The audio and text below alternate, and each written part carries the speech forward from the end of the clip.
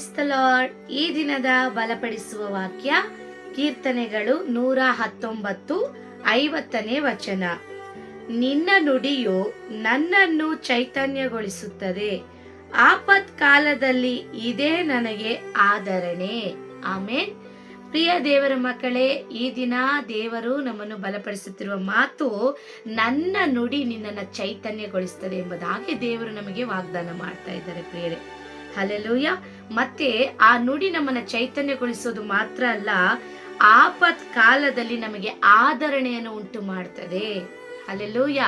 ಕೆಲವು ವೇಳೆ ನೋಡ್ರಿ, ಈಗ ಏನಾದ್ರೂ ಯಾರಿಗಾದ್ರೂ ಒಂದು ಅಪಘಾತವಾಗಿದ್ರೆ, ಇಲ್ಲ ಯಾವುದಾದ್ರೂ ಒಂದು ಮರಣಕರ ವ್ಯಾಧಿ ಅವ್ರಿಗೆ ಉಂಟಾಗಿದ್ರೆ, ಅವರನ್ನ ಆಸ್ಪತ್ರೆಯಲ್ಲಿ ಸೇರಿಸಿದಾಗ ವೈದ್ಯರು ಏನ್ ಹೇಳ್ತಾರೆ, ನಾವೇನು ಮಾಡಕ್ಕಾಗೋದಿಲ್ಲ, ಸಾರಿ ಎಂಬುದಾಗಿ ಹೇಳ್ತಾರೆ. ಇಲ್ಲ ಅಂದ್ರೆ ಇವ್ರು ಉಳಿಯೋದಿಲ್ಲ ಅಂತ ಹೇಳ್ತಾರೆ. ಇಲ್ಲ ಅಂದ್ರೆ 24 ಗಂಟೆಗಳು ವೇಟ್ ಮಾಡಿ ಎಂಬುದಾಗಿ ಹೇಳ್ತಾರೆ. ಅಂದ್ರೆ ಆ ಅಪಾಯದ ಪರಿಸ್ಥಿತಿಯಲ್ಲಿ, ಆ ಒಂದು ಕಾರ್ಯದಲ್ಲಿ ಆ ವೈದ್ಯರು ಹೇಳುವಂತ ಮಾತು ನಮ್ಗೆ ಹೇಗಿರ್ತದೆ ಅಂದ್ರೆ, ನಮ್ಮನ್ನು ಕುಗ್ಗಿಸಿ ಬಿಡ್ತದೆ. ಹಲ್ಲೆಲೂಯ. ನಮ್ಗೆ ಭಯವನ್ನ ಉಂಟು ಮಾಡ್ತದೆ. ಹಲ್ಲೆಲೂಯ. ನಮ್ಮ ಧೈರ್ಯವನ್ನ ಕೆಡಿಸ್ತದೆ. ಹಲ್ಲೆಲೂಯ. ಅದೇ ರೀತಿಯಾಗಿ ಅನೇಕರು ಕೆಲವು ವಿಷಯಗಳನ್ನ ನಮ್ಮ ಜೊತೆ ಮಾತನಾಡುವಾಗ, ಇದು ಆಗಲ್ಲ, ಇದು ನಡೆಯೋದಿಲ್ಲ, ಇದು ಅಸಾಧ್ಯ ಎಂಬುದಾಗಿ ಹೇಳುವಾಗ ಎಲ್ಲ ನಮ್ಗೆ ಏನಾಗ್ತದೆ, ಆ ಜನರ ನುಡಿಗಳು, ಆ ಡಾಕ್ಟರ್ ಮಾತು ಕೆಲವು ವಿಷಯಗಳಲ್ಲಿ ನಮ್ಮನ್ನ ಏನ್ ಮಾಡ್ತದೆ, ಕುಗ್ಗಿಸ್ತದೆ. ಹಲ್ಲೆಲೂಯ. ಆದರೆ ಇಲ್ಲಿ ದೇವರ ವಾಕ್ಯ ಹೇಳ್ತಾ ಇದೆ, ನನ್ನ ನುಡಿ ಮಗನೇ ನಿನ್ನನ್ನು ಚೈತನ್ಯ ಪಡಿಸ್ತದೆ ಎಂಬುದಾಗಿ ದೇವರ ವಾಕ್ಯ ಹೇಳ್ತಾ ಇದೆ. ದಾವೀದನು ಹೇಳ್ತಾ ಇದ್ದಾನೆ, ನಿನ್ನ ನುಡಿ ನನ್ನನ್ನು ಚೈತನ್ಯಗೊಳಿಸ್ತದೆ, ಆಪತ್ ಕಾಲದಲ್ಲಿ ಇದೇ ನನಗೆ ಆದರಣೆ ಎಂಬುದಾಗಿ. ಹಲ್ಲೆಲೂಯ. ಹೌದಲ್ವಾ ಪ್ರಿಯರೇ? ದೇವರ ನುಡಿ ಏನಾಗಿದೆ, ಇದರಲ್ಲಿ ಬರೆದಿರುವ ಪ್ರತಿಯೊಂದು ವಾಕ್ಯವಾಗಿದೆ. ಹಲ್ಲೆಲೂಯ. ಇದರಲ್ಲಿ ಬರೆದಿರುವ ಪ್ರತಿಯೊಂದು ವಾಕ್ಯವು ಕೂಡ ದೇವರ ನುಡಿಯಾಗಿದೆ. ಹಲ್ಲೆಲೂಯ. ಆಗ ಇದು ಯಾವ ಸಮಯದಲ್ಲಿ ನಮ್ಮ ಜೊತೆ ಮಾತನಾಡ್ತದೆ ಅಂದ್ರೆ, ನೀವು ಇಕ್ಕಟ್ಟಾದ ಪರಿಸ್ಥಿತಿಯಲ್ಲಿರುವಾಗ, ಸೋತು ಹೋದ ಸಮಯದಲ್ಲಿರುವಾಗ, ಕುಗ್ಗಿ ಹೋಗಿರುವಾಗ, ಬಲಹೀನರಾಗಿರುವಾಗ, ವೇದನೆಯಲ್ಲಿರುವಾಗ, ಶೋಧನೆಯಲ್ಲಿರುವಾಗ, ಅವಮಾನದಲ್ಲಿರುವಾಗ, ತುಂಬ ಬೇಸರದಲ್ಲಿರುವಾಗ, ನಿರುತ್ಸಾಹದಲ್ಲಿರುವಾಗ, ಜಿಗುಪ್ಸೆಯಲ್ಲಿರುವಾಗ, ಇನ್ನು ನೀವು ಯಾವ ರೀತಿ ಎಲ್ಲ ಬಾಧಿಸಲ್ಪಡ್ತೀರೋ ಅಂತ ಸಮಯದಲ್ಲಿ ಇದು ನಿಮಗೆ ಪರಿಸ್ಥಿತಿಗೆ ತಕ್ಕ ಹಾಗೆ ಸರಿಯಾಗಿ ನಿಮ್ಮೊಟ್ಟಿಗೆ ಪ್ರಿಯರೇ ಮಾತನಾಡ್ತದೆ. ಹಲ್ಲೆಲೂಯ. ಅದಕ್ಕೆ ದೇವರ ವಾಕ್ಯ ಹೇಳ್ತಾ ಇದೆ, ನನ್ನ ನುಡಿ ನಿನ್ನನ್ನು ಚೈತನ್ಯಗೊಳಿಸ್ತದೆ ಎಂಬುದಾಗಿ. ಹಲ್ಲೆಲೂಯ. ಖಂಡಿತ ಈ ದಿನ ದೇವರ ನುಡಿ ನಮ್ಮನ್ನು ಚೈತನ್ಯಗೊಳಿಸೋದು ಮಾತ್ರ ಅಲ್ಲ, ನಮಗೆ ಇದು ಆದರಣೆಯನ್ನು ಕೂಡ ಉಂಟು ಮಾಡುವಂಥದ್ದಾಗಿದೆ. ಯಾವಾಗ? ಆಪತ್ ಕಾಲದಲ್ಲಿ ನಮಗೆ ಒಂದು ಆದರಣೆಯನ್ನು ಉಂಟು ಮಾಡುವಂಥದ್ದಾಗಿದೆ ದೇವರ ವಾಕ್ಯ. ಹಲ್ಲೆಲೂಯ. ನೋಡ್ರಿ, ಸತ್ಯವೇದದಲ್ಲಿ ಇಂಥ ಅನೇಕ ವಿಷಯಗಳನ್ನು ನಾವು ನೋಡಬಹುದು. ಆಗರಳು ಅಲ್ಲಿ ಮರುಭೂಮಿಯಲ್ಲಿ ಇರುವಾಗ ಏನ್ ಮಾಡ್ತಾಳೆ, ಗೊಳೋ ಅಂತ ಅಳ್ತಾ ಇರ್ತಾಳೆ. ಯಾಕೆ ಅಂತಂದ್ರೆ, ಅಬ್ರಹಾಮನು ಸಾರಳ ಮಾತನ್ನ ಕೇಳಿ ಹಾಗರಳನ್ನ ಮರುಭೂಮಿಯಲ್ಲಿ ಬಿಟ್ಟು ಹೋಗ್ತಾನೆ, ಅರಣ್ಯದಲ್ಲಿ ಬಿಟ್ಟು ಹೋಗ್ತಾನೆ. ಹಲ್ಲೆಲೂಯ. ಅಲ್ಲಿ ಏನಿಲ್ಲ, ನೀರಿಲ್ಲ. ಅವಳಿಗೆ ತಂದಿದ್ದಂತ ನೀರು, ಆಹಾರ ಎಲ್ಲ ಖಾಲಿಯಾಗಿದೆ. ಅಂತ ಪರಿಸ್ಥಿತಿಯಲ್ಲಿ ಆ ಮಗು ಅಂದ್ರೆ ಇಷ್ಮಾಯೇಲನು ಅಳ್ತಾ ಇದ್ದಾನೆ, ಚಿಕ್ಕ ಮಗು. ಆಗ ಅವಳ ಕಣ್ಣೀರನ್ನು ನೋಡಿದ ದೇವರು ಅಲ್ಲಿ ಅವಳ ಜೊತೆ ಮಾತನಾಡ್ತಾರೆ. ಹಲ್ಲೆಲೂಯ. ಏನಂತ? ನೀನು ಭಯ ಪಡಬೇಡ.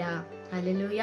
ನೀನು ಭಯ ಪಡಬೇಡ, ನಾನು ನಿನ್ನ ಸಂತತಿಯನ್ನು ಹೆಚ್ಚಿಸ್ತೇನೆ, ಇವನಿಂದ ಒಂದು ಜನಾಂಗವಾಗ್ತದೆ ಎಂಬುದಾಗಿ ಇಷ್ಮಾಯೇಲನ ಕುರಿತು ಹಾಗರಳ ಬಳಿ ದೇವರು ಮಾತನಾಡ್ತಾರೆ. ಅದು ಮಾತ್ರ ಅಲ್ಲ, ಆ ಮಗುವಿನ ದಾಹವನ್ನ ತೀರಿಸೋದಕ್ಕೆ ಒಂದು ನೀರಿನ ಹೊರತೆಯನ್ನು ಸಹ ಅಲ್ಲಿ ದೇವರು ತೋರಿಸ್ತಾರೆ. ಆಗ ಇದೇ ವಾಕ್ಯ ಅಲ್ಲಿ ಕ್ರಿಯೆ ಮಾಡೋದು ಪ್ರಿಯರೇ. ಆ ದೇವರ ನುಡಿ ಅವಳನ್ನು ಚೈತನ್ಯಗೊಳಿಸ್ತದೆ. ಅವಳೊಂದು ಆಪತ್ ಕಾಲದಲ್ಲಿ, ಅವಳ ಕಣ್ಣೀರಿನಲ್ಲಿ, ಅವಳ ಇಕ್ಕಟ್ಟಿನಲ್ಲಿ ಆ ವಾಕ್ಯ ಅವಳಿಗೆ ಒಂದು ಆದರಣೆಯನ್ನು ಉಂಟು ಮಾಡ್ತದೆ. ಯಾರೂ ಇಲ್ಲ, ಆ ಅರಣ್ಯದಲ್ಲಿ ಯಾರು ಕೂಡ ಇಲ್ಲ. ಹಲ್ಲೆಲೂಯ. ಆದ್ರೆ ಆ ಯಾರು ಇಲ್ಲದ ಸ್ಥಿತಿಯಲ್ಲಿ ಅವಳ ಕಣ್ಣೀರನ್ನ ದೇವರು ಕಂಡ್ರು. ಹಲ್ಲೆಲೂಯ. ಇದೇ ಸಂಭವ ಇನ್ನೊಂದು ಸಾರಿ ಅವಳು ಬಸುರಿಯಾಗಿರುವಾಗ, ಸಾರಳಿಂದ ಓಡಿ ಹೋದಾಗ ಅಲ್ಲಿ ಕೂಡ ಗುಳೋ ಅಂತ ಅಳ್ತಾ ಇರ್ತಾಳೆ. ಹಲ್ಲೆಲೂಯ. ಆಗ ಆ ಕಣ್ಣೀರನ್ನು ನೋಡಿ ಮತ್ತೆ ದೇವರವಳ ಜೊತೆಯಲ್ಲಿ ಮಾತನಾಡ್ತಾರೆ. ದೇವರಲ್ಲಿ ಅವಳಿಗೆ ಕಾಣಿಸ್ಕೊಳ್ತಾರೆ. ಆಗ ದೇವರಿಗೆ ಅವಳೊಂದು ಹೆಸರನ್ನ ಇಡ್ತಾಳೆ, ಎಲ್ರೋಹಿ. ಹಲ್ಲೆಲೂಯ. ನನ್ನನ್ನು ಕಾಣುವ ಆತನನ್ನು ನಾನು ಇಲ್ಲಿ ನೋಡಿದ್ದೇನೆ ಎಂಬುದಾಗಿ. ಹಲ್ಲೆಲೂಯ. ಆಗ ಎಷ್ಟೋ ಬಾರಿ ದೇವರ ನುಡಿ ಹಾಗರಳನ್ನು ಚೈತನ್ಯ ಪಡಿಸಿದೆ ಪ್ರಿಯರೇ. ಅಲ್ಲೆಲ್ಲೂಯ್ಯ. ಎಷ್ಟೋ ಬಾರಿ ಅವಳ ಆಪತ್ಕಾಲದಲ್ಲಿ ಆ ಮಾತುಗಳು, ಆತನ ಕ್ರಿಯೆಗಳು ಒಂದು ಆದರಣೆಯನ್ನು ಉಂಟು ಮಾಡಿದೆ. ಅಲ್ಲೆಲ್ಲೂಯ್ಯ. ಇನ್ನು ಇದನ್ನು ನೋಡುತ್ತಿರುವ ನಿಮ್ಮಲ್ಲಿ ಎಷ್ಟೋ ಜನರಿಗೆ ಎಷ್ಟೋ ಬಾರಿ ದೇವರ ವಾಕ್ಯ ನಿಮ್ಮನ್ನ ಚೈತನ್ಯ ಪಡಿಸಿದೆ, ಅವರ ನುಡಿ ನಿಮ್ಮನ್ನ ಚೈತನ್ಯ ಪಡಿಸಿದೆ, ಆಪತ್ಕಾಲದಲ್ಲಿ ಮಾತುಗಳು ನಿಮ್ಮನ್ನ ಆದರಣೆ ಪಡಿಸಿದೆ. ಎಷ್ಟೋ ಬಾರಿ ನೀವು ಕಣ್ಣೀರಲ್ಲಿರುವಾಗ, ದುಃಖದಲ್ಲಿರುವಾಗ, ಸೋತು ಹೋಗಿರುವಾಗ ಯಾವುದೋ ಒಂದು ಸಂದೇಶಗಳು ನಿಮ್ಮನ್ನು ಬಲಪಡಿಸಿದೆ. ಅದು ಸಭೆಯಲ್ಲಿ ಆಗಿರಬಹುದು, ಇಲ್ಲ ನೀವು ಆನ್ಲೈನ್ನಲ್ಲಿ ಯೂಟ್ಯೂಬ್ನಲ್ಲಿ ಯಾವುದಾದ್ರೂ ಸಂದೇಶ ಕೇಳಬೇಕಾದ್ರೆ ಆಗಿರಬಹುದು. ಯಾವುದೋ ಒಂದು ಮಾತು ನಿಮ್ಮನ್ನು ಚೈತನ್ಯ ಪಡಿಸಿದೆ, ನಿಮಗೆ ಒಂದು ಆದರಣೆಯನ್ನು ಉಂಟು ಮಾಡಿದೆ. ಅಲ್ಲೆಲ್ಲೂಯ್ಯ. ಅಷ್ಟೇ ಯಾಕೆ, ಎಷ್ಟೋ ಬಾರಿ ನೀವು ಕೆಲವು ವೇಳೆ ಹಾಗೆ ಸುತ್ತಿ ನೋಡುವಾಗ ಕ್ಯಾಲೆಂಡರ್ ಮೂಲಕ ಕೂಡ ದೇವರ ವಾಕ್ಯ ನಿಮ್ಮ ಜೊತೆ ಮಾತಾಡಿರ್ಬೋದು. ಎಲ್ಲಾದ್ರೂ ಗೋಡೆಗಳ ಮೇಲೆ ಅಂಟಿಸಿರೋ ವಾಕ್ಯಗಳು ನಿಮ್ಮ ಜೊತೆಯಲ್ಲಿ ಮಾತಾಡಿರ್ಬೋದು. ಇಲ್ಲ ಅಂದ್ರೆ ಯಾವ್ದಾದ್ರು ವಾಹನಗಳ ಮೇಲೆ, ಆ ವಾಹನಗಳ ಮೇಲಿರೋ ವಾಕ್ಯ ನಿಮ್ಮನ್ನ ಬಲಪಡಿಸಿರ್ಬೋದು. ರಸ್ತೆಯಲ್ಲಿ ವಾಹನಗಳು ಚಲಿಸುವಾಗ ನೀವು ಆ ವಾಕ್ಯವನ್ನು ನೋಡುವಾಗ ಆ ವಾಕ್ಯ ನಿಮ್ ಜೊತೆ ಮಾತಾಡಿರ್ಬೋದು. ಖಂಡಿತ ದೇವರ ವಾಕ್ಯ, ದೇವರ ನುಡಿ ನಮ್ಮನ್ನು ಚೈತನ್ಯಗೊಳಿಸ್ತದೆ ಪ್ರಿಯರೇ. ನಮಗೆ ಆಪತ್ಕಾಲದಲ್ಲಿ ಒಂದು ಆದರಣೆಯನ್ನು ಉಂಟು ಮಾಡ್ತದೆ. ಅದೇ ಕೆಲವು ವೇಳೆ ನಾವು ಸೋತು ಹೋಗಿರುವಾಗ, ಏನು ಮಾಡಬೇಕು ಅಂತಾನೆ ಗೊತ್ತಿಲ್ಲದಿರೋ ಪರಿಸ್ಥಿತಿಯಲ್ಲಿ, ಸಾಲಗಳು ಹೆಚ್ಚಾದಾಗ, ತುಂಬ ಇಕ್ಕಟ್ಟಲ್ಲಿ ನಾವು ಸಿಕ್ಕಾಕೊಂಡಿರುವಾಗ, ಆಗ ಅಲ್ಲಿ ಅನೇಕ ಮನುಷ್ಯರು ನಮ್ಮನ್ನ ನಿಂದಿಸಿರ್ಬೋದು, ಇನ್ನೂ ನಮಗೆ ವೇದನೆನ ಹೆಚ್ಚಾಗಿ ಮಾಡಿರ್ಬೋದು, ಇನ್ನೂ ನಮ್ಮ ದುಃಖವನ್ನ ಹೆಚ್ಚಿಸಿರ್ಬೋದು, ಇನ್ನೂ ನಮಗೆ ಚುಚ್ಚಿ ಮಾತಾಡಿರ್ಬೋದು. ಹಲ್ಲೆಲೂಯ್ಯ. ಆದ್ರೆ ನೋಡ್ರಿ, ಇಲ್ಲಿ ದೇವರ ವಾಕ್ಯ ಏನ್ ಮಾಡ್ತಾ ಇದೆ, ಚೈತನ್ಯಗೊಳಿಸ್ತಾ ಇದೆ, ಆದರಣೆ ಉಂಟು ಮಾಡ್ತಾ ಇದೆ. ಆದ್ರಿಂದ ಈ ವಿಡಿಯೋವನ್ನ ನೋಡ್ತಾ ಇರೋ ನಿಮ್ಮಲ್ಲಿ ಯಾರಾದ್ರೂ ಪ್ರಿಯರೇ, ನೀವು ಸಾಲದ ಕುರಿತು ಕುಗ್ಗಿ ಹೋಗಿರ್ಬೋದು, ರೋಗದ ಕುರಿತು ಕುಗ್ಗಿ ಹೋಗಿ ಭಯ ಪಡ್ತಾ ಇರ್ಬೋದು, ಚಿಂತಿಸ್ತಾ ಇರ್ಬೋದು, ಇಲ್ಲ ನಿಮ್ಮ ಮಕ್ಕಳ ಕುರಿತು ಯೋಚನೆ ಮಾಡ್ತಾ ಇದ್ದೀರಾ, ಈ ನನ್ನ ಮಗನ ಪರಿಸ್ಥಿತಿ ಏನಾಗುತ್ತೆ, ನನ್ನ ಮಗಳ ಜೀವನ ಏನಾಗುತ್ತೆ, ನನ್ನ ಗಂಡ ಹೀಗಿದ್ದಾರಲ್ಲ, ನನ್ನ ಕುಟುಂಬ ಯಾವಾಗ ರಕ್ಷಣೆ ಹೊಂದುತ್ತದೆ, ನನ್ನ ಪರಿಸ್ಥಿತಿ ಯಾವಾಗ ಬದಲಾಗ್ತದೆ ಎಂಬ ಅನೇಕ ದುಃಖದೊಟ್ಟಿಗೆ, ವೇದನೆಯೊಟ್ಟಿಗೆ ಪ್ರಿಯರೇ ನೀವು ಈ ವಿಡಿಯೋವನ್ನ ನೋಡ್ತಾ ಇರಬಹುದು. ಖಂಡಿತವಾಗಿ ಈ ಮಾತು ನಿಮಗಾಗಿ ದೇವರ ನುಡಿ ನಿಮ್ಮನ್ನು ಚೈತನ್ಯಗೊಳಿಸ್ತದೆ. ದೇವರ ಕಾರ್ಯ ನಿಮಗೆ ಆದರಣೆ ಉಂಟು ಮಾಡ್ತದೆ. ಆಪತ್ಕಾಲದಲ್ಲಿ ಆತನ ಆದರಣೆ ಉಂಟು ಮಾಡುವ ದೇವರಾಗಿದ್ದಾರೆ. ಅದಕ್ಕಾಗಿ ನೀವು ಮಾಡಬೇಕಾದದ್ದೆಲ್ಲ ಕೂಡ ಒಂದೇ ಒಂದು, ನೀವು ಆ ರೀತಿ ಪರಿಸ್ಥಿತಿಯಲ್ಲಿ ನಿಮಗೆ ಓದೋದಕ್ಕೆ ಬರೋದೇ ಆದ್ರೆ ದಯವಿಟ್ಟು ಸತ್ಯವೇದವನ್ನು ಎತ್ತಿ ನೀವು ಕೂತ್ಕೊಂಡು ಓದ್ರಿ ಪ್ರಿಯರೇ. ಯಾವುದೋ ಒಂದು ವಾಕ್ಯವನ್ನು ತೆಗೆದು ಓದ್ತಾ ಇರಿ. ಖಂಡಿತವಾಗಿ ನಿಮ್ಮ ಪರಿಸ್ಥಿತಿಗೆ ತಕ್ಕ ಹಾಗೆ ದೇವರ ವಾಕ್ಯ ನಿಮ್ಮ ಜೊತೆಯಲ್ಲಿ ಯೇಸು ನಾಮದಲ್ಲಿ ಮಾತನಾಡ್ತದೆ. ನೀವು ಬೇಕಾದ್ರೆ ಅದನ್ನ ಅನುಭವದಿಂದ ತಿಳಿದುಕೊಳ್ಳ್ರಿ. ಕೀರ್ತನೆಗಳು 34ರಲ್ಲಿ ದಾವೀದನ ಅದನ್ನೇ ಹೇಳೋದು, ಯೆಹೋವನು ಒಳ್ಳೆಯವನೆಂದು ಅನುಭವದಿಂದ ತಿಳಿದುಕೊಳ್ಳ್ರಿ ಎಂಬುದಾಗಿ. ಇನ್ನೊಂದು ಟ್ರಾನ್ಸ್ಲೇಷನ್ ಅಲ್ಲಿ ಆ ಮಾತು ಹೇಳ್ತದೆ, ಯೆಹೋವನು ಒಳ್ಳೆಯವನೆಂದು ನೀವು ರುಚಿ ನೋಡ್ರಿ ಎಂಬುದಾಗಿ. ಹಲ್ಲೆಲೂಯ್ಯ. ಆದ್ರಿಂದ ಪ್ರಿಯರೇ, ಈ ದಿನ ನೀವು ಎಂಥ ಪರಿಸ್ಥಿತಿಯಲ್ಲಿದ್ರು, ಕೆಲಸ ಸಿಗದೆ ನೀವು ಸೋತು ಹೋಗಿರ್ಬೋದು, ಎಷ್ಟೋ ವರ್ಷ ಆಯ್ತು ಮದುವೆ ಆಗಿ, ಇನ್ನ ನನಗೆ ಮಕ್ಕಳು ಆಗ್ತಾ ಇಲ್ಲ, ಎಲ್ಲಾ ಟ್ರೀಟ್ಮೆಂಟ್ ನಾನು ತಗೊಳ್ತಾ ಇದ್ದೀನಿ, ಏನೂ ನಡೀತಾ ಇಲ್ಲ, ನನ್ನ ಕುಟುಂಬದಲ್ಲಿ ಸಮಾಧಾನ ಇಲ್ಲ, ನಮ್ಮ ಮನೇಲಿ ಒಬ್ರು ನೋಡಿದ್ರೆ ಒಬ್ರಿಗೆ ಆಗೋದಿಲ್ಲ, ಯಾವಾಗ್ಲೂ ಸಿಟ್ಟು, ಯಾವಾಗ್ಲೂ ಕೋಪ, ಯಾವಾಗ್ಲೂ ಮನಸ್ತಾಪ, ಯಾವಾಗ್ಲೂ ಕಲಹ, ಜಗಳ, ದ್ವೇಷ, ಮತ್ಸರ, ನನ್ನ ಮನೇಲಿ ಸಮಾಧಾನನೇ ಇಲ್ಲ ಎಂಬುದಾಗಿ ಅನೇಕ ಪರಿಸ್ಥಿತಿಯಲ್ಲಿ ಪ್ರಿಯರೇ ನೀವಿರೋದೇ ಆದ್ರೆ ಒಂದು ಕಾರ್ಯವನ್ನ ಮಾಡಿ, ನೀವು ಹೆಚ್ಚಾಗಿ ವಾಕ್ಯಗಳನ್ನು ಓದ್ರಿ. ನಿಮಗೆ ಓದೋದಕ್ಕೆ ಬರದೇ ಇರೋರು ಯಾರಾದ್ರೂ ನೀವು ಇರೋದೇ ಆದ್ರೆ ನಿಮ್ಮ ಮೊಬೈಲ್ಗಳಲ್ಲೇ ನೀವು ಟೈಪ್ ಮಾಡ್ರಿ, ಆಡಿಯೋ ಬೈಬಲ್ ಎಂಬುದಾಗಿ ಪ್ರಿಯರೇ ನೀವು ಟೈಪ್ ಮಾಡ್ರಿ. ನೀವು ವಾಯ್ಸ್ ನಲ್ಲಿ ಕೂಡ ಅದನ್ನ ಹೇಳ್ರಿ, ಆಡಿಯೋ ಬೈಬಲ್ ಎಂಬುದಾಗಿ ಹೇಳ್ರಿ. ಅದನ್ನ ಆನ್ ಮಾಡಿ ಸುಮ್ಮನೆ ನೀವು ಕೇಳ್ತಾ ಇರಿ. ನೀವು ಕೇಳ್ತಾ ಇರಿ, ಖಂಡಿತ ನಿಮಗಾಗಿ ಒಂದು ಮಾತು ಬರ್ತದೆ. ಆ ಮಾತು ಸಾಮಾನ್ಯವಾದದ್ದಲ್ಲ ಪ್ರಿಯರೇ. ಹಲ್ಲೆಲೂಯ್ಯ. ನಿಮ್ಗೆ ಗೊತ್ತಾ, ನಾವು ನೋಡ್ತಿರುವ ಆಕಾಶ, ಭೂಮಿ, ಸೂರ್ಯ, ಚಂದ್ರ, ನಕ್ಷತ್ರ, ಸಕಲ ಎಲ್ಲ ಪ್ರಕೃತಿ ಎಲ್ಲವನ್ನು ಕೂಡ ದೇವರು ಬರೀ ಮಾತಿನಿಂದ ಸೃಷ್ಟಿಸಿದ್ದಾರೆ. ಹಲ್ಲೆಲೂಯ್ಯ.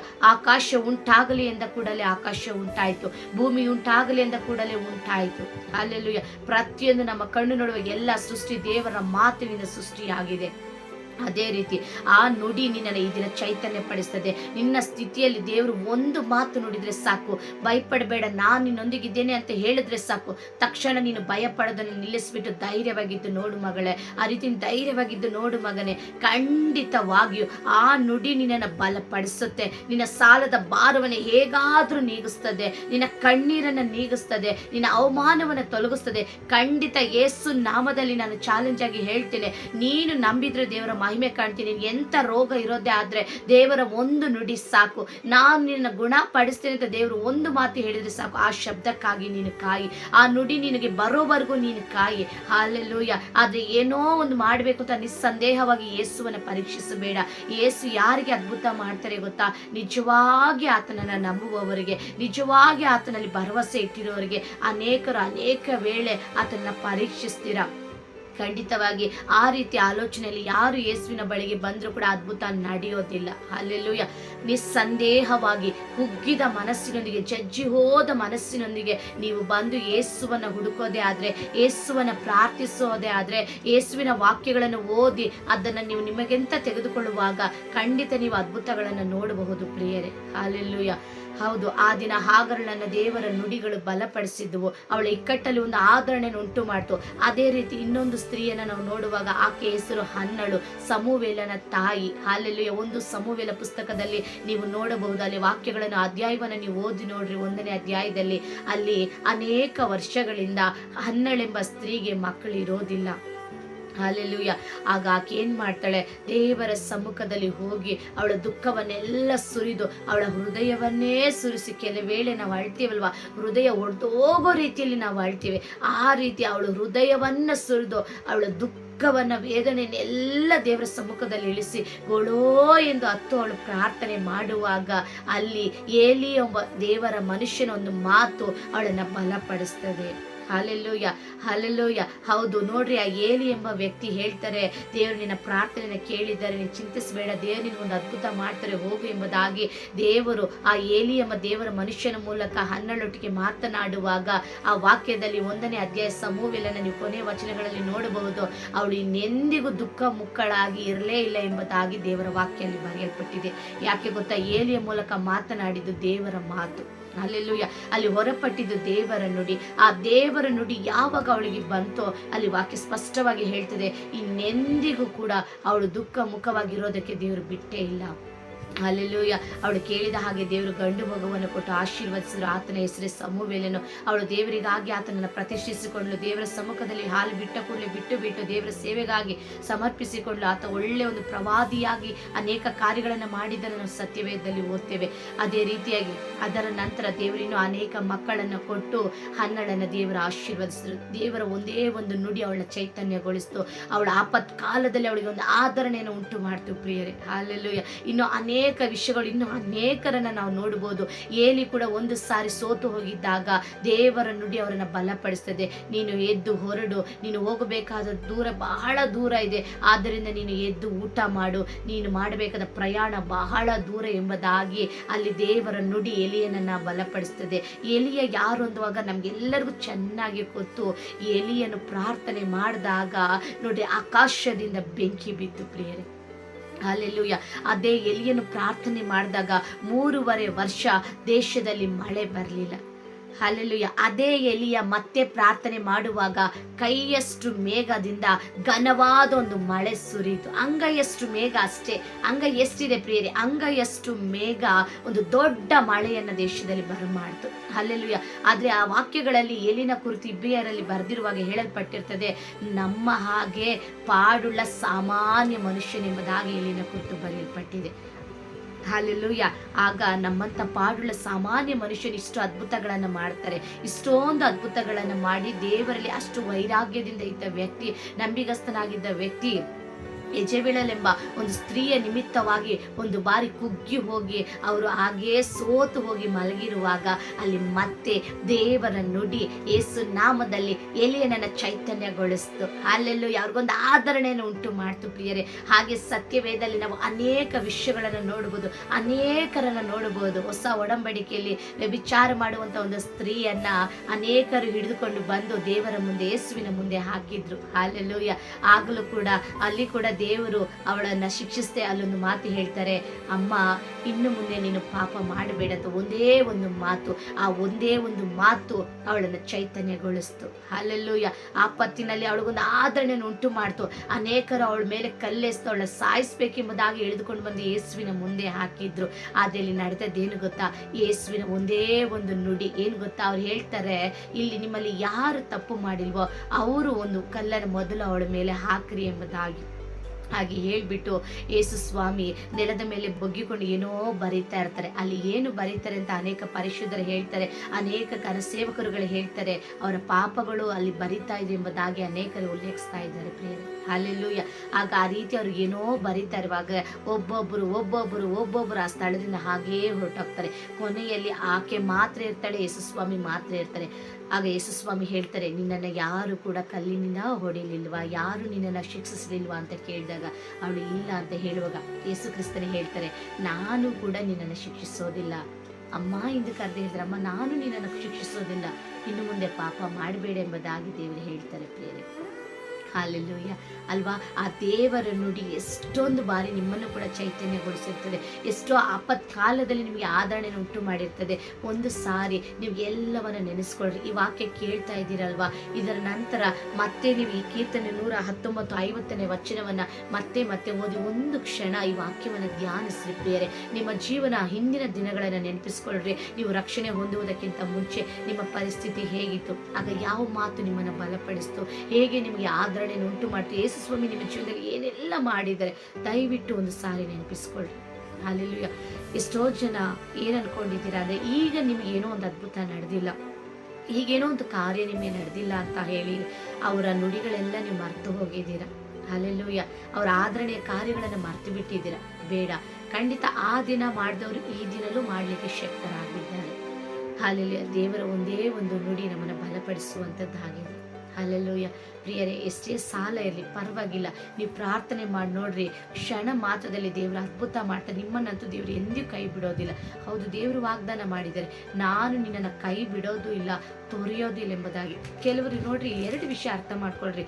ಕೈ ಬಿಡೋದಿಲ್ಲ, ತೊರೆಯೋದಿಲ್ಲ ಅಂದ್ರೆ, ಕೆಲವರು ನಮ್ಮ ಕೈ ಹಿಡಿದು ಪ್ರಯಾಣ ಮಾಡೋರು ಎಷ್ಟೋ ಜನ ಇದ್ದಾರೆ. ಅವ್ರ ಸ್ನೇಹಿತರುಗಳಾಗಿರ್ಬೋದು, ಸಂಬಂಧಿಕರಾಗಿರ್ಬೋದು, ಇಲ್ಲ ಗಂಡ ಆಗಿರ್ಬೋದು, ಹೆಂಡತಿ ಆಗಿರ್ಬೋದು, ಇಲ್ಲ ಮಕ್ಕಳಾಗಿರ್ಬೋದು ಅಲ್ವಾ. ಎಷ್ಟೋ ಸಾರಿ ನಮ್ಮ ಮಕ್ಕಳು ನಮ್ಮನ್ನ ಕೈ ಹಿಡ್ಕೊಂಡು ಹೋಗಿರ್ಬೋದು.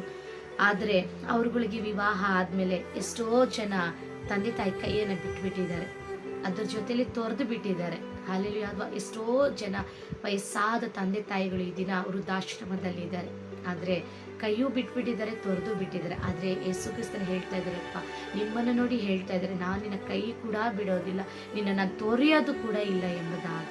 ಹಾಲೆಲೂಯ. ಆದ್ರಿಂದ ಆತ ನಮ್ಮನ್ನ ಕೈ ಬಿಡೋದಿಲ್ಲ, ತೊರೆಯೋದಿಲ್ಲ. ಯಾರು ಬೇಕಾದ್ರೂ ನಮ್ಮನ್ನು ಬಿಟ್ಬಿಡ್ಬೋದು, ಅವ್ರು ನಮ್ಮನ್ನ ಕೈ ಬಿಡೋದು ಇಲ್ಲ, ದೂರನೂ ತಳ್ಳೋದಿಲ್ಲ. ಕೈ ಹಿಡ್ಕೊಂಡೇ ನಮ್ಮನ್ನ ನಡೆಸ್ತಾರೆ, ನಮ್ಮನ್ನ ಹತ್ರನೇ ಇಟ್ಕೊಂಡು ನಡೆಸ್ತಾರೆ. ಎಷ್ಟು ಅದ್ಭುತವಾದ ದೇವರಲ್ಲ. ಹಾಲೆಲೂಯ. ಅದಕ್ಕೆ ನೀವು ಮಾಡಬೇಕಾದದ್ದು ಪ್ರತಿ ಕ್ಷಣ ಹೇಳ್ರಿ, ಅಪ್ಪ ನಾನು ನಿನ್ನ ನಂಬ್ತೇನೆ ದೇವರೇ, ನಾನು ನಿನ್ನ ಪ್ರೀತಿಸ್ತೇನೆ ದೇವರೇ, ನಿನ್ನನ್ನು ಕೈ ಬಿಡೋದಿಲ್ಲ, ನನ್ನನ್ನು ನೀನು ತೊರೆಯೋದಿಲ್ಲ ಎಂಬುದಾಗಿ ನೀವು ಅವರೊಟ್ಟಿಗೆ ಯಾವಾಗಲೂ ಮಾತನಾಡುವಾಗ, ಆಗಾಗ ನೀವು ಸೋತು ಹೋದಾಗ ಎಲ್ಲ ಕೆಲವು ವಿಷಯಗಳನ್ನ ನೆನೆಸಿ ನೀವು ದುಃಖ ಪಡುವಾಗ, ಮಕ್ಕಳು ಕೈ ಬಿಟ್ಟಿದ್ದನ್ನು ನೆನೆಸಿ ಕೊರಗುವಾಗ, ಗಂಡ ಕೈ ಬಿಟ್ಟಿದ್ದನ್ನು ನೆನೆಸಿ ಕೊರಗುವಾಗ, ಮಕ್ಕಳು ಕೈ ಬಿಟ್ಟಿದ್ದನ್ನು ನೆನೆಸಿ ಕೊರಗುವಾಗ, ಹೆಂಡತಿ ಬಿಟ್ಟು ಹೋದದನ್ನು ನೆನೆಸಿ ಕೊರಗುವಾಗ, ನೀವು ಚಿಂತೆ ಮಾಡಬೇಡಿ. ಆಗ ಯೇಸುವಿನ ಪ್ರೀತಿನ ಒಂದೇ ಕ್ಷಣ ಕಣ್ಣು ಮುಚ್ಚಿ ಅದನ್ನು ಹಾಗೆಯೇ ಧ್ಯಾನ ಮಾಡಿ. ಖಂಡಿತ ಕೀರ್ತನೆ 16:8 ದಾವೀದನು ಹೇಳ್ತಾರೆ, ಆತನು ನನ್ನ ಬಲಪಾರ್ಶ್ವದಲ್ಲಿ ಇರುವುದರಿಂದ ನಾನು ಎಂದಿಗೂ ಕದಲಿಸಲ್ಪಡೋದಿಲ್ಲ ಎಂಬುದಾಗಿ. ಹೌದು ಪ್ರಿಯರೇ, ಅವರು ನಮ್ಮ ಬಲಗಡೆಯಲ್ಲಿದ್ದಾರೆ.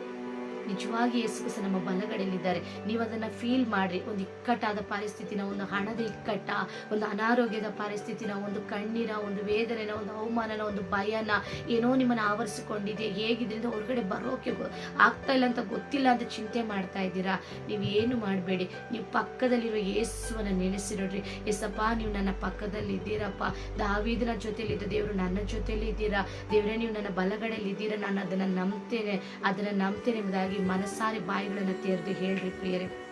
ಅದೇ ಸಮಯದಲ್ಲಿ ಹೇಳ್ರಿ, ಅಪ್ಪ ನಿನ್ನ ನುಡಿ ನನ್ನನ್ನು ಚೈತನ್ಯಗೊಳಿಸ್ಲಿ ಅಪ್ಪ, ನೀನೇ ಈ ಆಪತ್ಕಾಲದಲ್ಲಿ ನನಗೆ ಆದರಣೆಯನ್ನು ಕೊಡು, ಈ ವಾಕ್ಯವನ್ನು ನಾನು ನಂಬ್ತೇನೆ, ಈ ವಾಕ್ಯ ನಾನು ನಂಬ್ತೇನೆ. ಕೀರ್ತನೆ 119-50 ನಾನು ನಂಬ್ತೇನೆ ದೇವರೇ ಅಂತ ಆ ವಾಕ್ಯದ ಮೇಲೆ ಕೈ ಇಟ್ಟು ನಿಮಗೆ ಓದೋದಕ್ಕೆ ಬರೋದೇ ಆದರೆ ಆ ವಾಕ್ಯಗಳನ್ನು ಓದಿ ದೇವರ ಮುಂದೆ ನಿಮ್ಮ ನಂಬಿಗಸ್ತಿಕೆಯನ್ನು ತೋರಿಸ್ರಿ, ನಿಮ್ಮ ನಂಬಿಕೆಯನ್ನು ಒಪ್ಪಿಕೊಳ್ರಿ, ಆ ವಿಶ್ವಾಸ ಹಾರಿಕೆಯನ್ನು ಪ್ರಿಯರೇ ಮಾಡ್ರಿ. ಹಲ್ಲೆಲೂಯ. ಈ ದಿನ ಖಂಡಿತವಾಗಿ ದೇವರು ಹೇಳ್ತಾ ಇದ್ದಾರೆ, ನನ್ನ ನುಡಿ ನಿನ್ನನ್ನು ಚೈತನ್ಯಗೊಳಿಸ್ತದೆ, ನಿನ್ನ ಆಪತ್ ಕಾಲದಲ್ಲಿ ನಾನು ನಿನಗೆ ಆದರಣೆ ಕೊಡ್ತೇನೆ ಎಂಬುದಾಗಿ ದೇವರು ನಿಮ್ಮನ್ನು ಬಲಪಡಿಸ್ತಾ ಇದ್ದಾರೆ ಪ್ರಿಯರೇ.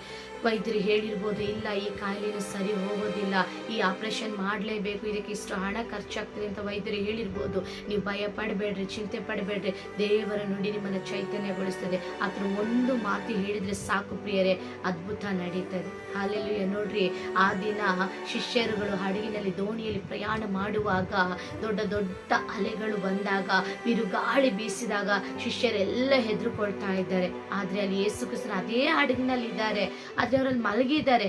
ಆದ್ರೂ ಕೂಡ ಶಿಷ್ಯರ ಮುಂದೆ ದೇವರು ಯೇಸು ಕ್ರಿಸ್ತನ ಎಷ್ಟೋ ಬಾರಿ ಅದ್ಭುತ ಮಾಡಿದ್ದಾರೆ. ಲೆಕ್ಕವಿಲ್ಲದಷ್ಟು ಅದ್ಭುತಗಳನ್ನ ಶಿಷ್ಯರು ಕಣ್ಣಾರೆ ನೋಡಿದ್ದಾರೆ. ಆದ್ರೂ ಕೂಡ ಆ ಅಲೆಗಳು ಎದ್ದೇಳುವಾಗ, ಆ ಬಿರುಗಾಳಿ ಬೀಸುವಾಗ, ಚಂಡಮಾರುತ ಬರುವಾಗ ಶಿಷ್ಯರು ಆಗ ದೇವರು ಮಾಡಿದ ಅನೇಕ ಅದ್ಭುತಗಳನ್ನು ನೆನೆಸ್ಕೊಳ್ಳೇ ಇಲ್ಲ ಅವರು. ನಾವು ಕೂಡ ಹಾಗೆ ಇದ್ದೇವೆ. ದೇವರು ಎಷ್ಟೋ ಅದ್ಭುತಗಳನ್ನು ಮಾಡಿ ಇದುವರೆಗೂ ನಮ್ಮ ಜೀವನ ಇಲ್ಲಿವರೆಗೂ ತಂದಿದ್ದಾರೆ ಅಲ್ವಾ. ಇಷ್ಟುವರೆಗೆ ನಡೆಸಿದವರು ಇನ್ನು ಮುಂದೆ ನಡೆಸೋದಿಲ್ವಾ ಪ್ರಿಯರೇ. ಅಲ್ಲಿ ಶಿಷ್ಯರು ಅದೇ ತಪ್ಪು ಮಾಡ್ತಾ ಇದ್ದಾರೆ. ಅವ್ರ ಜೊತೆಲೇ ನಡೀತಾ ಇದ್ದಾರೆ, ಅವ್ರ ಸೇವೆಯಲ್ಲಿ ಎಲ್ಲ ಕಾರ್ಯಗಳನ್ನು ನೋಡ್ತಾ ಇದ್ದಾರೆ. ಕುರುಡರಿಗೆ ಕಣ್ಣು ಕೊಡ್ತಾ ಇದ್ದಾರೆ, ಮೂಗರು ಮಾತನಾಡುವಂತೆ ಮಾಡ್ತಾ ಇದ್ದಾರೆ, ಕುಷ್ಠ ರೋಗಿಗಳನ್ನ ಸ್ವಸ್ಥ ಮಾಡ್ತಾ ಇದ್ದಾರೆ, ಸತ್ತವರನ್ನ ಬದುಕಿಸ್ತಾ ಇದ್ದಾರೆ, ಆಹಾರವನ್ನ ಆಶೀರ್ವದಿಸ್ತಾ ಇದ್ದಾರೆ. 5 ರೊಟ್ಟಿ 2 ಮೀನು 5,000ಕ್ಕೆ ಹೆಚ್ಚು ಜನ ಊಟ ಮಾಡಿ 12 ಬುಟ್ಟಿ ಮುಖ್ಯವಂತೆ ದೇವರು ಮಾಡಿದ್ದಾರೆ. ಇಂಥ ಅದ್ಭುತ ಎಲ್ಲ ಕಣ್ಣುಗಳನ್ನು ನೋಡ್ತಾ ಇದೆ. ಹಲ್ಲೆಲೂಯ. ಆದ್ರೂ ಕೂಡ ಆ ಒಂದು ಅಲೆನ ನೋಡಿ ಎದ್ರುಕೊಂಡ್ಬಿಟ್ರು, ಆ ಒಂದು ಬಿರುಗಾಳಿ ನೋಡಿ ಎದ್ರುಕೊಂಡ್ಬಿಟ್ರು. ಆಗ ಕೂಗಾಡ್ತಾ ಇದ್ದಾರೆ, ದೇವರೇ ನಾವು ಸಾಯ್ತಾ ಇದೀವಿ, ನಿನಗೆ ಚಿಂತೆ ಇಲ್ಲವಾ ಎಂಬುದಾಗಿ. ಹಲ್ಲೆಲೂಯ. ಆಗ ದೇವರು ಅವ್ರಿಗೆ ಒಂದು ಮಾತು ಹೇಳ್ತಾರೆ, ಅಲ್ಪ ವಿಶ್ವಾಸಿಗಳೇ. ಅಲ್ಲಿ ಆ ಮಾತು ನೀವು ಸರಿಯಾಗಿ ಗಮನಿಸಿ ಪ್ರಿಯರೇ, ಅವಿಶ್ವಾಸಿಗಳೇ ಅಂತ ದೇವ್ರಿಗೆ ಹೇಳೋದಿಲ್ಲ. ಅವರಿಗೆ ದೇವರು ಒಂದು ಮಾತು ಹೇಳ್ತಾರೆ, ಅಲ್ಪ ವಿಶ್ವಾಸಿಗಳೇ. ಅವರು ಅವಿಶ್ವಾಸಿಗಳಲ್ಲ, ಅವ್ರಿಗೆ ವಿಶ್ವಾಸ ಇದೆ, ಅವ್ರಿಗೆ ನಂಬಿಕೆ ಇದೆ, ಆದರೆ ಅಲ್ಪ ವಿಶ್ವಾಸ ಇದೆ. ಅದಕ್ಕೆ ದೇವರು ಹೇಳ್ತಾ ಇದ್ದಾರೆ, ಅವಿಶ್ವಾಸಿಗಳೇ ಅಂತ ಅಲ್ಲ, ಅಲ್ಪ ವಿಶ್ವಾಸಿಗಳೇ. ಯಾಕೆ ನೀವು ಸ್ವಲ್ಪ ವಿಶ್ವಾಸ ಉಳ್ಳವರಾಗಿದ್ದೀರಾ? ಸಂಪೂರ್ಣ ವಿಶ್ವಾಸ ಉಳ್ಳವರಾಗಿರ್ರಿ ಎಂಬುದಕ್ಕೆ ಆ ಮಾತಿಗೆ ಅರ್ಥ. ಅಲ್ಪ ವಿಶ್ವಾಸಿಗಳಾಗಿದೆ, ಸ್ವಲ್ಪನೇ ಅವರಿಗೆ ನಂಬಿಕೆ ಇದೆ. ಅಂದ್ರೆ ಅವ್ರ ಜೊತೆಯಲ್ಲಿ ಇರೋವರೆಗೂ ಮಾತ್ರ, ಅವ್ರ ಕಣ್ಣಲ್ಲಿ ಕಾಣ್ತಿರೋರ್ಗು ಮಾತ್ರ ಅವ್ರು ನಂಬ್ತಾ ಇದ್ದಾರೆ. ಸ್ವಲ್ಪ ಕಣ್ಣಿಗೆ ಮರೆ ಆದ್ರೆ ಅವ್ರು ನಂಬ್ತಾ ಇಲ್ಲ. ಪ್ರಿಯರೇ, ಈ ದಿನ ನೀವು ಕೂಡ ಅನ್ಕೊಳ್ತೀರಾ, ಯೇಸು ಸ್ವಾಮಿನೇ ನಿಮ್ ಮುಂದೆ ಬಂದು ಅದ್ಭುತ ಮಾಡ್ಬೇಕು ಅಂತ. ಖಂಡಿತ ಇಲ್ಲ. ಆತನ ಆತ್ಮ ಸ್ವರೂಪನಾಗಿ ಆತ ನಮಗಾಗಿ ಕಾರ್ಯ ಮಾಡ್ತಾನೆ ಇದ್ದಾರೆ ಪ್ರಿಯರೇ. ಹಲ್ಲೆಲೂಯಾ. ಫಸ್ಟ್ ನೀವು ಅದನ್ನ ನಂಬ್ರಿ ಈ ದಿನ. ಆಗ ಅವ್ರು ಆ ರೀತಿ ಕೂಗಾಡುವಾಗ ದೇವರು ಎದ್ದು ಕ್ಷಣ ಮಾತ್ರದಲ್ಲಿ ಗಾಳಿಯನ್ನ ಏನ್ ಮಾಡಿದ್ರು? ಅಡಗಿಸಿದ್ರು. ಅಲ್ಲಿ ಅಲೆಗಳನ್ನ ನಿಲ್ಲಿಸಿದ್ರು. ಹಲ್ಲೆಲೂಯಾ. ಆತನ ನೀರಿನ ಮೇಲೆ ನಡೆದು ಬಂದಂತ ದೇವರು ನೋಡ್ರಿ, ಆತನ ಒಂದೇ ಒಂದು ಮಾತು ಆ ಗಾಳಿಯನ್ನ ಅಡಗಿಸ್ತು, ಅಲೆಗಳನ್ನ ನಿಲ್ಲಿಸ್ತಂದ್ರೆ ಆತನ ಒಂದು ಮಾತು ನಿನ್ನ ಜೀವನದಲ್ಲಿ ಸಾಲವನ್ನ ತೊಲಗಿಸೋದಿಲ್ವಾ? ನಿನ್ನ ರೋಗವನ್ನ ತೊಲಗಿಸೋದಿಲ್ವಾ?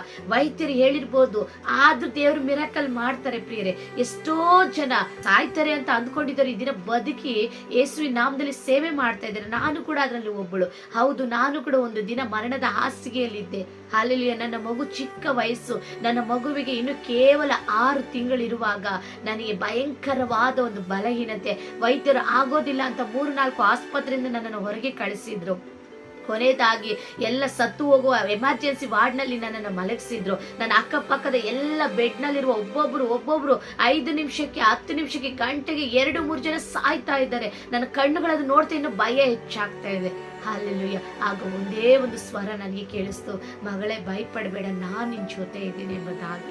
ಹಲ್ಲೆಲೂಯಾ. ಆ ಆಸ್ಪತ್ರೆ ವಾರ್ಡ್ ನಿಂದ ನಾನು ಹೊರಗಡೆ ಬರ್ಬೇಕಾದ್ರೆ ಆ ಆಸ್ಪತ್ರೆ ಸಿಬ್ಬಂದಿ, ಆ ವಾಚ್ಮೆನ್ ಹೇಳ್ತಾ ಇದ್ದಾರೆ, ಅಮ್ಮ, ಈ ವಾರ್ಡ್ ನಿಂದ ಜೀವಂತವಾಗಿ ಹೋಗ್ತಾ ಇರೋ ಮೊದಲನೇ ಪೇಷಂಟ್ ನೀವೇ ನನ್ನ ಸರ್ವಿಸ್ ನಲ್ಲಿ ಎಂಬುದಾಗಿ. ಇವತ್ತಿಗೂ ನನಗೆ ಆ ಸ್ವರ ಕೇಳಿಸ್ತಾ ಇದೆ ಪ್ರಿಯರೇ. ಹೌದು, ನನ್ನ ದೇವರ ಒಂದೇ ಒಂದು ಮಾತು ಏನು ಗೊತ್ತಾ? ಮಗಳೇ ಭಯಪಡಬೇಡ, ನಾನ್ ನಿನ್ ಜೊತೆ ಇದ್ದೀನಿ ಅಂತ ಹೇಳಿದ್ರು. ವೈದ್ಯರು ಹೇಳಿದ್ರು, ಒಂದು ಆಸ್ಪತ್ರೆ ಅಲ್ಲ 4-5 ಆಸ್ಪತ್ರೆ ಸುತ್ತಿದ್ವಿ, ಎಲ್ಲೂ ಕೂಡ ನನಗೆ ಗ್ಯಾರಂಟಿ ಕೊಡ್ಲಿಲ್ಲ ಈಕೆ ಉಳಿಯೋದಿಲ್ಲ ಎಂಬುದಾಗಿ ಹೇಳಿದ್ರು.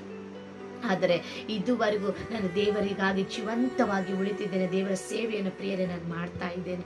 ಹಲ್ಲೆಲೂಯಾ. ನೀವು ಎಷ್ಟು ಮಟ್ಟಿಗೆ ಅವ್ರನ್ನ ನಂಬ್ತೀರೋ, ಎಷ್ಟು ಮಟ್ಟಿಗೆ ಆತನನ್ನೇ ಹೊರಗಿಕೊಂಡಿರ್ತೀರೋ, ಖಂಡಿತ ಆ ನುಡಿ ನಿಮಗೂ ಕೂಡ ಕೇಳಿಸುತ್ತೆ. ಆತನ ಶಬ್ದ ನಿಮ್ಗೆ ಮಾತ್ರ ಅನೇಕ ವೇಳೆ ನಿಮ್ಗೆ ಬಂದಿರುತ್ತೆ.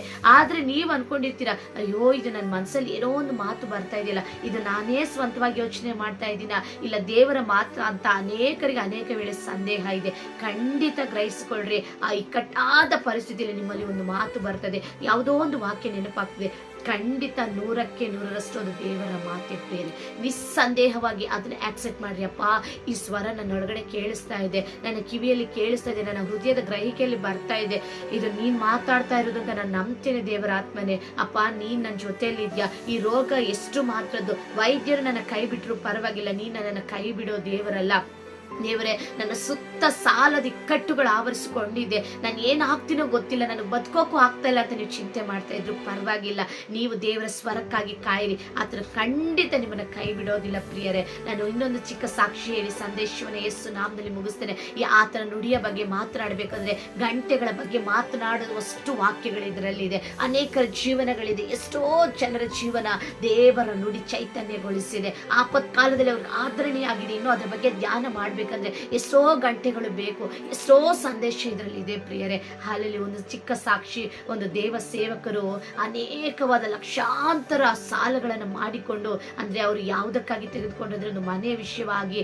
ಆ ಲಕ್ಷಾನುಗಟ್ಟಲೆ ಸಾಲ ಮಾಡಿ ಅವರಿಗೆ ತೀರಿಸಕ್ಕೆ ಆಗದೆ ಇನ್ನೇನು ಅವರು ಸೂಸೈಡ್ ಮಾಡ್ಕೊಳ್ಬೇಕು, ಆತ್ಮಹತ್ಯೆ ಮಾಡ್ಕೊಳ್ಬೇಕು, ನನಗೆ ದಾರಿನೇ ತೋರಿಸ್ತಲ್ಲ, ಇದ್ದ ಕೆಲಸನೂ ಹೊರಟೋಯ್ತು, ನನಗೆ ಯಾವ ಕಡೆಯಿಂದ ದಾರಿನೇ ಇಲ್ಲ, ಎಲ್ಲೂ ಕೂಡ ಯಾವ ದಾರಿನೇ ಇಲ್ಲ, ಎಲ್ಲ ಮುಚ್ಚಲ್ಪಟ್ಟಿದೆ ಪ್ರಿಯರೇ.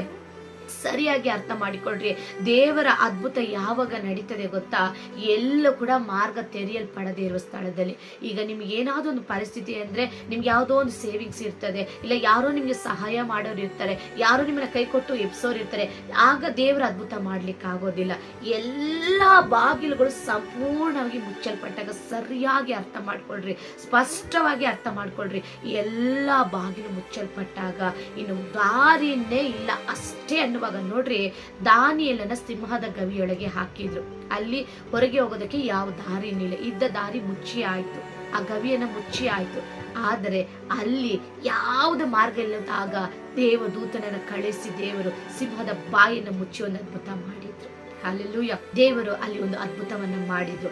ಅದೇ ರೀತಿ ಈ ದಿನ ನಿನ್ನ ಜೀವನದಲ್ಲೂ ಅದ್ಭುತ ನಡಿಬೇಕಾದ್ರೆ ಎಲ್ಲ ಬಾಗಿಲುಗಳು ಮುಚ್ಚಿರುವಾಗಲೇ ದೇವರು ಅದ್ಭುತ ಮಾಡ್ತಾರೆ.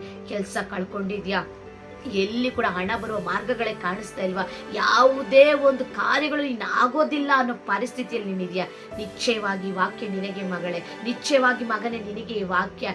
ಈಗ ದೇವರು ನಿನಗೆ ಅದ್ಭುತ ಮಾಡ್ತಾರೆ. ಈಗ ನಿನಗೆ ದೇವರ ಶಬ್ದ ಕೇಳಿಸ್ತದೆ. ಈಗ ನೀನು ಕೇವಲ ಮಾಡಬೇಕಾದದ್ದು ಆತನ ವಾಕ್ಯಗಳನ್ನು ಧ್ಯಾನಿಸು. ಹಾಲೆಲೂಯ. ಹೆಚ್ಚಾಗಿ ಆತನನ್ನು ಪ್ರಾರ್ಥಿಸು. ನೀನು ಹೇಳ್ತಾ ಇರು, ದೇವರೇ ನಿನ್ನ ವಾಕ್ಯ ನಂಬ್ತೇನೆ, ದೇವರೇ ನಿನ್ನ ವಾಕ್ಯ ನಂಬ್ತೇನೆ, ನೀನು ಒಳ್ಳೆಯವನು, ನೀನು ಒಳ್ಳೆಯದನ್ನೇ ಮಾಡೋ ದೇವರು, ನೀನು ನಡೆಸ್ತಿ ಎಂಬುದಾಗಿ ಯಾವಾಗ್ಲೂ ಹೇಳ್ತಾ ಇರಿ. ನಿಮ್ಮ ಜೀವನದಲ್ಲಿ ಯಾವಾಗ್ಲೂ ಕೂಡ 119ನೇ ಕೀರ್ತನೆ ಇದು 68ನೇ ವಚನವನ್ನು ಮರೀಲೇಬೇಡ್ರಿ ಪ್ರಿಯರೇ. ಅದ್ರಲ್ಲಿ ಏನ್ ಹೇಳಲ್ಪಟ್ಟಿರ್ತದೆ ಅಂದ್ರೆ, ಆ ಯೆಹೋವನು ಒಳ್ಳೆಯವನು, ಆತನು ಒಳ್ಳೆಯದನ್ನೇ ಮಾಡುವ ಆತನಾಗಿದ್ದಾನೆ ಎಂಬುದಾಗಿ. ಹೌದು, ಯಾವಾಗ್ಲೂ ನೀವು ಇದನ್ನ ಹೇಳ್ರಿ. ಇಕ್ಕಟ್ಟಾದ ಪರಿಸ್ಥಿತಿಯಲ್ಲಿ, ಎಲ್ಲಾ ಬಾಗಿಲು ಮುಚ್ಚಲ್ಪಟ್ಟ ಸ್ಥಿತಿಯಲ್ಲಿ ಹೇಳ್ರಿ, ದೇವರೇ ನೀನು ಒಳ್ಳೆಯವನು, ಒಳ್ಳೆಯದನ್ನೇ ಮಾಡುವ ಆತನು, ಯೆಹೋವನೇ ನೀನು ಒಳ್ಳೆಯವನು, ಒಳ್ಳೆಯದನ್ನೇ ಮಾಡೋ ದೇವರು, ನಾನು ನಂಬ್ತೇನೆ. ಇಲ್ಲಿ ಎಲ್ಲ ಬಾಗಿಲು ಮುಚ್ಚಿದೆ, ನೀನು ನನಗೋಸ್ಕರ ಒಂದು ಬಾಗಿಲನ್ನ ತೆರೀತೀಯ. ಹಾಲೆಲೂಯ. ಪ್ರಕಟಣೆ 3:8 ಇರ್ತದಲ್ಲ, ಆತ ನಮಗಾಗಿ ಒಂದು ತೆರೆದ ಬಾಗಿಲನ್ನು ಇಟ್ಟಿದ್ದಾರೆ ಪ್ರಿಯರೇ. ಖಂಡಿತ ಇಟ್ಟಿದ್ದಾರೆ. ಅದು ಯಾವಾಗ ಓಪನ್ ಆಗುತ್ತೆ, ನಿನ್ನ ವಿಶ್ವಾಸ ಹರಿಕೆ, ನಿನ್ನ ಮಾತುಗಳು ಹೊರಪಡುವಾಗ, ನಿನ್ನ ನಂಬಿಕೆ ಹರಿಕೆ ನೀನು ಪ್ರಕಟಿಸುವಾಗ, ನೀನು ಒಂದು ಮನಸಾರಿ ನಂಬುವಾಗ, ಆ ನಂಬಿಕೆಯನ್ನ ದೇವರು ಹೆಚ್ಚಿಸುವುದಕ್ಕೆ ಕೆಲವು ವೇಳೆ ಈ ರೀತಿಯಾಗಿ ಮಾಡ್ತಾರೆ. ಹಾಲೆಲೂಯ. ಯಾರನ್ನು ಕುಗ್ಗಿಸೋದಕ್ಕೆ ಸಮಸ್ಯೆಗಳು ಬರೋದಿಲ್ಲ, ನಿಮ್ಮನ್ನ ಮುಳುಗಿಸೋದಕ್ಕೆ ಸಮಸ್ಯೆ ಬರೋದಿಲ್ಲ, ನಿಮ್ಮನ್ನ ಸಾಯಿಸೋದಕ್ಕೆ ಆ ಸಮಸ್ಯೆಗಳು ಬರೋದಿಲ್ಲ. ಯೋಬನಿಗೆ ಸಾಯಿಸೋದಕ್ಕೆ ಆ ಶೋಧನೆಗಳು ಬರಲಿಲ್ಲ, ಅವನ ನಂಬಿಕೆನ ಇನ್ನೂ ಸ್ಥಿರಪಡಿಸೋದಕ್ಕೆ, ಆತನ ಯಥಾರ್ಥತೆಯನ್ನು ಇನ್ನು ದೇವರ ಮುಂದೆ ಸ್ಥಾಪಿಸೋದಕ್ಕೆ, ಆ ಒಳ್ಳೆತನವನ್ನು ಸ್ಥಾಪಿಸೋದಕ್ಕೆ ಕಳೆದ ಸಂದೇಶಗಳಲ್ಲಿ ನಾನು ಹೇಳಿರ್ತೇನೆ. ಆ ರೀತಿಯಾಗಿ ಈ ದಿನ ದೇವರು ಒಳ್ಳೆಯವನು, ಒಳ್ಳೆಯದನ್ನೇ ಮಾಡ್ತಿರಿಂದ ನೀವು ನಂಬಿ ಅದನ್ನ ಮತ್ತೆ ಮತ್ತೆ ಹೇಳಿ, ಈ ವಾಕ್ಯಗಳಿಗೆ ನೀವು ಮೊದಲ ಸ್ಥಾನ ಕೊಡುವಾಗ ಆ ನುಡಿ ನಿನ್ನ ಕಿವಿಗೆ ಕೇಳಿಸ್ತದೆ. ನಿನ್ನ ಹೃದಯದಲ್ಲಿ ವಾಕ್ಯ ಮಾತನಾಡಿದೆ, ಆ ಒಂದೇ ವಾಕ್ಯ ನಿನ್ನ ಜೊತೆ ಮಾತಾಡಿದ ಕೂಡಲೇ, ಹೌದಲ್ಲ, ಏನೋ ಈ ವಾಕ್ಯ ನನಗೊಂದು ಧೈರ್ಯ ಕೊಡೋ ತರ ಇದೆ, ಈ ವಾಕ್ಯ ಏನೋ ನನಗೊಂದು ಸಮಾಧಾನ ಕೊಡ್ತಾ ಇದೆ ಅಂತ ನಿನಗೆ ಅನ್ನಿಸಿದ ಕೂಡಲೇ ಅಲ್ಲೇ ನಿಲ್ಲಿಸಿ ಆ ವಾಕ್ಯನ ಮತ್ತೆ ಮತ್ತೆ ಮತ್ತೆ ಮತ್ತೆ ಮತ್ತೆ ಮತ್ತೆ ಓದಿ, ಮತ್ತೆ ನಿನ್ನ ಬಾಯಿಲ್ಲ ಅದನ್ನು ಹೇಳ್ತಾನೇ ಇರು. ದೇವರೇ, ಈ ವಾಕ್ಯಕ್ಕಾಗಿ ಸ್ತೋತ್ರ, ಇದು ನನಗೆ ಸಮಾಧಾನ ಕೊಡ್ತಾ ಇದೆ, ಸಂತೋಷ ಕೊಡ್ತಾ ಇದೆ, ವಾಕ್ಯ ಧೈರ್ಯ ಕೊಡ್ತಾ ಇದೆ, ನೀನು ಇದ್ರ ಪ್ರಕಾರ ಮಾಡ್ತೀಯ, ನಾನು ನಂಬ್ತೇನೆ ದೇವರೇ, ನಂಬ್ತೇನೆ ಎಂಬುದಾಗಿ ಅದನ್ನ ಮತ್ತೆ ಮತ್ತೆ ಹೇಳ್ರಿ. ಅಥವಾ ನಿಮ್ಗೆ ಓದಕ್ ಬಾರ್ದೇ ಈ ರೀತಿಯಾಗಿ ಯಾವ್ದಾದ್ರು ವಾಕ್ಯಗಳ ಕೇಳ್ಬೇಕಾದ್ರೆ ನಿಮಗೆ ಆ ಮಾತುಗಳು ಟಚ್ ಆಗ್ತದ, ಅದು ನಿಮ್ಮನ್ನ ಬಲಪಡಿಸ್ತದೆ, ಈ ಮಾತುಗಳು ನಿಮ್ಮ ಬಾಯಲ್ಲಿ ಮತ್ತೆ ಹೇಳ್ರಿ. ದೇವರೇ, ಈ ಮಾತಿನಂತೆ ನನಗೆ ಅದ್ಭುತ ಮಾಡ್ತೀಯಾ, ನನ್ನ ರೋಗ ವಾಸಿ ಮಾಡ್ತೀಯಾ, ನನ್ನ ಸಾಲವನ್ನು ನೀಗಿಸ್ತೀಯ, ನನಗೆ ಕೆಲಸವನ್ನು ಕೊಡ್ತೀಯ, ನನಗೆ ಗರ್ಭಫಲವನ್ನು ಕೊಡ್ತೀಯಾ, ವಿವಾಹ ಕಾರ್ಯಗಳನ್ನು ನೀನು ನಡೆಸಿಕೊಡ್ತೀಯ, ಮನೆಯನ್ನು ನೀನು ಕಟ್ಟಿಕೊಡ್ತೀಯ, ಸೇವೆಯಲ್ಲಿ ನೀನು ಜೊತೆಗಾರನಾಗಿರ್ತೀಯ. ಈ ರೀತಿಯಾಗಿ ಪ್ರತಿ ವಿಷಯಗಳನ್ನು ಪ್ರಿಯರೇ ನೀವು ಹೇಳಿ. ಹಲ್ಲೆಲೂಯಾ. ಈ ರೀತಿಯಾಗಿ ನೀವು ಹೇಳಿ ನೋಡ್ರಿ, ಖಂಡಿತ ಆತನ ನುಡಿ ನಿನಗೆ ನೇರವಾಗಿ ಬರ್ತದೆ. ಆ ನುಡಿ ನಿನ್ನನ್ನು ಚೈತನ್ಯಗೊಳಿಸ್ತದೆ. ಕಾಲದಲ್ಲಿ ನಿನಗೊಂದು ಆದರಣೆಯನ್ನು ಉಂಟು ಮಾಡ್ತದೆ. ಹಲ್ಲೆಲೂಯಾ. ಇದಕ್ಕೆ ಮೇಲೆ ಒಂದು ಆದರಣೆಗಾಗಿ ಒಂದು ಚೈತನ್ಯ ಬರಬೇಕು, ಹೇಗಾದ್ರೂ ನಾನು ಎದ್ದೇಳ್ಬೇಕು, ಏನಾದ್ರೂ ಮಾಡ್ಬೇಕು ಅಂತ ಮನುಷ್ಯರನ್ನು ಹುಡುಕಿ ಹೋಗಬೇಡ್ರಿ. ಹಲ್ಲೆಲೂಯಾ. ಯಾವ ಮನುಷ್ಯರನ್ನು ಹೊರಗಿಕೊಳ್ಬೇಡ್ರಿ. ಅಲ್ಲಿ ಹಣ ಇದೆ, ಅಲ್ಲಿ ಡೆಪಾಸಿಟ್ ಇದೆ, ಅದು ಇದು ಯಾವ್ದ್ರ ಮೇಲೂ ನಂಬಿಕೆ ಇಡಬೇಡ್ರಿ. ಅಲ್ಲಿ ಸಂಪೂರ್ಣವಾಗಿ ದೇವರ ಮೇಲೆ ಒರಗಿಕೊಳ್ಳ್ರಿ. ದೇವರ ನುಡಿ ನಿಮ್ಮನ್ನ ಚೈತನ್ಯಗೊಳಿಸ್ತದೆ. ಆತ ನಿಮ್ಮನ್ನ ಕಾಲದಲ್ಲಿ ಆದರಣೆ ಕಾರ್ಯಗಳನ್ನ ಮಾಡಿ ನಿಮಗೆ ಅದ್ಭುತ ಮಾಡ್ತಾರೆ. ಹಲ್ಲೆಲೂಯಾ. ಖಂಡಿತವಾಗಿ ಆತನ ನುಡಿ ಈ ದಿನ ನಿನ್ನ ಚೈತನ್ಯಗೊಳಿಸುತ್ತದೆ. ಖಂಡಿತ ನಿನಗೆ ಆದರಣೆ ಉಂಟು ಮಾಡ್ತದೆ. ಈಗಾಗಲೇ ನಾನು ನಂಬ್ತೇನೆ. ಈ ವಾಕ್ಯಗಳನ್ನು ಕೇಳಬೇಕಾದ್ರೆ ಅನೇಕ ಹೃದಯಗಳನ್ನು ಯೇಸು ನಾಮದಲ್ಲಿ ಕರ್ತನು ತೆರೆದಿದ್ದಾರೆ. ಅನೇಕರು ಬಲ ಹೊಂದುತ್ತಾ ಇದ್ದಾರೆ. ದೇವರ ನುಡಿ ನಿಮಗೆ ನೇರವಾಗಿ ಬರ್ತಾ ಇದೆ. ಎಲ್ಲರನ್ನು ನೋಡಿ ದೇವರು ಹೇಳ್ತಾರೆ, ನಾನು ನಿನ್ನ ಚೈತನ್ಯಗೊಳಿಸ್ತೇನೆ, ನಾನು ನಿನ್ಗೆ ಆದರಣೆ ಕೊಡ್ತೇನೆ, ಚಿಂತೆ ಮಾಡ್ಬೇಡ ಮಗಳೇ, ಚಿಂತೆ ಮಾಡ್ಬೇಡ. ದೇವರ ಈಗಾಗಲೇ ಅದ್ಭುತ ಮಾಡಿ ಆಯ್ತು. ಆ ಅದ್ಭುತಕ್ಕಾಗಿ ಈಗಲೇ ಒಂದು ಕ್ಷಣ ಆಮೇನ್ ಎಂಬುದಾಗಿ ಹೇಳಿ. ಹಲ್ಲೆಲೂಯಾ. ಆಮೇನ್. ದೇವರು ನಿನ್ನ ಆಶೀರ್ವಾದ ಬಂದಿದ್ದಕ್ಕಾಗಿ ಸ್ತೋತ್ರ ಎಂಬುದಾಗಿ ಹೇಳು. ಖಂಡಿತವಾಗಿ ನಿನ್ನ ನಂಬಿಕೆಗೆ ತಕ್ಕ ಹಾಗೆ ದೇವರು ಅದ್ಭುತವನ್ನು ಮಾಡಿ ಮುಗಿಸಿದ್ದಾರೆ. ಅದರ ನೀವು ಕಣ್ಣುಗಳಲ್ಲಿ ನೋಡ್ತೀರಾ, ನಿಮ್ಮ ಕಿವಿಗಳಲ್ಲಿ ಕೇಳ್ತೀರಾ, ಅನೇಕರಿಗೆ ಈ ವಿಷಯಗಳನ್ನ ಕುರಿತು ಸಾಕ್ಷಿ ಹೇಳ್ತೀರಾ. ಖಂಡಿತ ಈ ದಿನ ನಿನಗೊಂದು ಅದ್ಭುತ ನಡೀಲಿದೆ. ಯೇಸು ನಾಮದಲ್ಲಿ ನಂಬು ಮಗಳೇ, ನಂಬು ಮಗನೇ, ನಿನ್ನ ಜೀವನ ಎಲ್ಲರ ಮುಂದೆ ಆಶೀರ್ವಾದವಾಗಿ ಬದಲಾಗಲಿದೆ. ಆಮೇನ್. ಕರ್ತನು ತಾನೇ ಈ ವಾಕ್ಯದ ಪ್ರಕಾರ ನಿಮ್ಮನ್ನು, ನಿಮ್ಮ ಕುಟುಂಬ ಎಲ್ಲ ಕಾರ್ಯಗಳನ್ನ ಯೇಸು ನಾಮದಲ್ಲಿ ಆಶೀರ್ವದಿಸಲಿ. ಆಮೇನ್. Praise the Lord. ಪ್ರಿಯರೇ, ನಿಮ್ಮಲ್ಲಿ ಒಂದು ಚಿಕ್ಕ ಮನವಿ, ಇನ್ನು ಯಾರು ಈ ಚಾನೆಲ್ ಅನ್ನ ಸಬ್ಸ್ಕ್ರೈಬ್ ಮಾಡಿಕೊಳ್ಳದೆ ನೋಡ್ತಾ ಇದ್ರು ದಯವಿಟ್ಟು ಸಬ್ಸ್ಕ್ರೈಬ್ ಮಾಡಿಕೊಳ್ಳ್ರಿ. ಅನೇಕರಿಗೆ ಶೇರ್ ಮಾಡ್ರಿ, ಲೈಕ್ ಮಾಡ್ರಿ. ಒಂದು ಕ್ಷಣ ನಿಮ್ಮ ಕುಟುಂಬ ವೈಯಕ್ತಿಕ ಪ್ರಾರ್ಥನೆಗಳಲ್ಲಿ ಈ ಸೇವೆಗಾಗಿ ಪ್ರಾರ್ಥನೆ ಮಾಡ್ರಿ. ಈ ಸೇವೆ ಇನ್ನು ಅನೇಕರಿಗೆ ಆಶೀರ್ವಾದವಾಗಿರ್ಲಿ. ಅನೇಕರು ದೇವರ ಪ್ರೀತಿಯನ್ನು ರುಚಿ ನೋಡ್ಕೊಳ್ಳೋದಕ್ಕೆ ಇದೊಂದು ಮಾರ್ಗವಾಗಿರ್ಲಿ. ದೇವರು ತಾನೇ ಈ ವಾಕ್ಯಗಳ ಮೂಲಕ ಎಲ್ಲರನ್ನ ಸಂತೈಸಲಿ, ಬಲಪಡಿಸಲಿ, ಆಶೀರ್ವದಿಸಲಿ. Amen. Praise the Lord. God bless you.